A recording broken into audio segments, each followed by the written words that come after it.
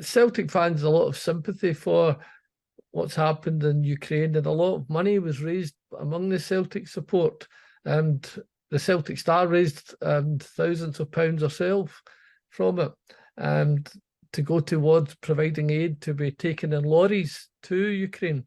But the Palestinian cause is closer to the hearts of the Celtic support. In Gaza, there's 2 million people. There's lots of young children. They're being attacked, and the Celtic fans are going to stand up for that.